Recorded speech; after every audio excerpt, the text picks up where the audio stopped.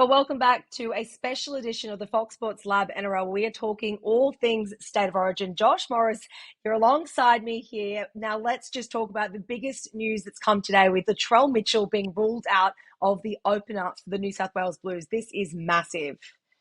Yeah, well, the soap opera that is Origin just keeps on giving, doesn't it? And first it was Payne Haas, now it's Latrell Mitchell, and this is massive news coming out of the Blues camp.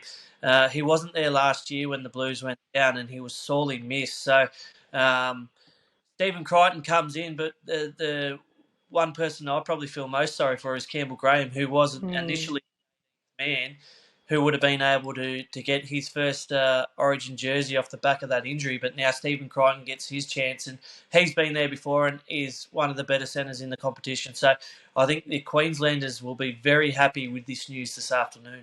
Yeah, absolutely. That sort of leads me into my next question, Josh, is what are the Maroons thinking this time? Is Billy Slater changing his game plan? How much does Latrell Mitchell, impact the New South Wales Blues for Queensland to change how they approach game one? No, I don't think it'll change their approach at all. I think whoever was marking up, I think it might have been Val Holmes who might have been marking up on him. He'll probably sleep a lot better tonight knowing that he isn't up against him. But like I said, Stephen Crichton, he's been in the top three centres this year alongside Campbell Graham as well. So I've got full confidence in him coming in. And I don't think Queensland will change their game plan at all surrounding this injury. Well, let's just touch on a few of the selections when the New South Wales Blues teams was announced and also Maroons. Any big omissions? You mentioned Campbell Graham before. What matchups do you like in this 2023 pickings? Yeah, he would probably be the only one that I would have liked to have seen in there. I think it's great to see Tyson Frizzell back in the Blues fold. I like Hudson Young getting his debut alongside Nicho Hynes as well. It's going to be interesting to see his impact off the bench. The Maroons, on the other hand, they made some big changes, notably Dane Gagai, who every time he puts the Maroon jersey on, he throws another leg. Kurt Capewell, I thought he's been outstanding the last few Origin series. He's played everywhere and done a job for Queensland. But obviously the big one, Kalen Ponga, pretty much won them game 3 last year, was man of the match. And obviously we spoke about during those head knocks. I think that has certainly played a part in him being the biggest omission. And it sets it up for Reece Walsh to really make his mark on Origin. And that is probably the battle that I'm looking forward to most. You've got James Tedesco, who thrives in Origin, and then you've got Reece Walsh, who is exciting and dynamic, but he also has little errors in him here and there. So I think the Blues will be targeting him, and I think Nathan Cleary's kicking game will play a massive part in that. Just touching on Reece Walsh in that first 5 to 10 minutes of an Origin game, just talk us through what it is like, especially for a kid on debut in that arena. What does he have to do in that first 5, 10 minutes? Not overplay his hand, but just sort of get himself comfortable and into the game. Yeah, I don't think he needs to overplay his hand, but he certainly needs to be trying to catch on the full. He needs to be bringing the ball back as hard as he can, and him really thriving in that contact and looking for that contact, and then be on the end of some of the backline plays with some nice touches. So he is a danger man for the Blues.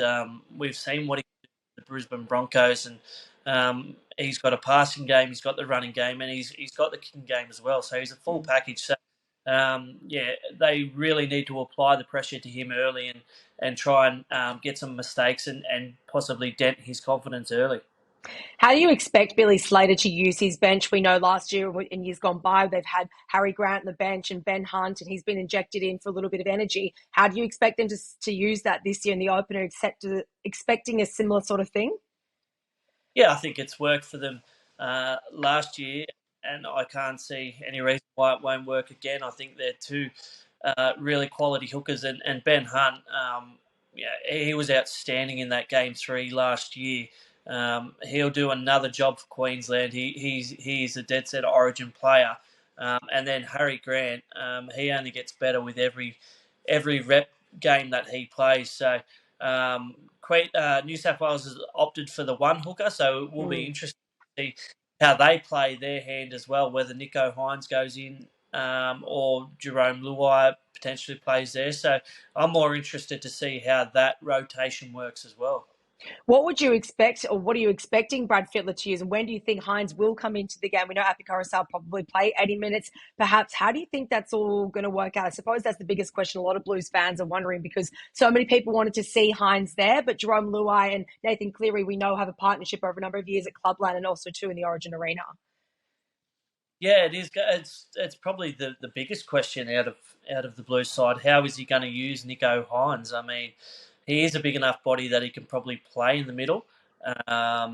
He could play hooker, but you'd probably put Luai to hooker and let Hynes play in the halves. But yeah, I think that is the one big question that people are asking is, how do we get Nicho Hynes involved in this game? Because he is one of the best players in the game at the moment, and he is going to make his mark when he comes on, no doubt.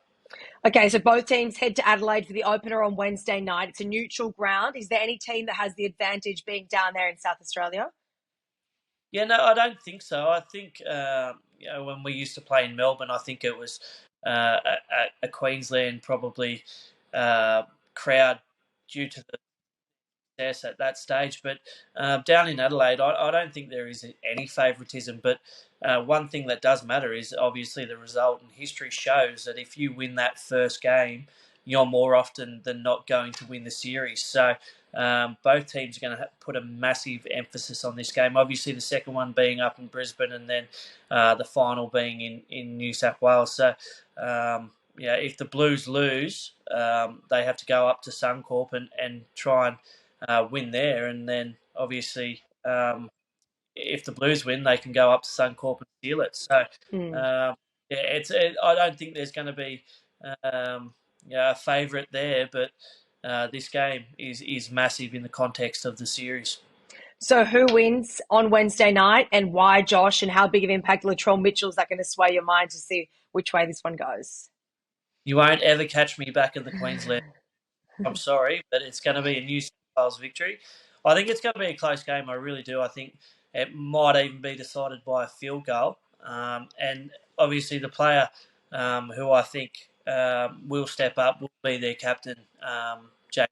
I think he's in for a massive series. Obviously, the Roosters haven't been playing as well as they'd like, but one thing you can be assured about is when he puts on that jersey, he's going to be one of the best players on the field. So if Teddy can have a big game alongside Nathan Cleary, I think the Blues can get the job done.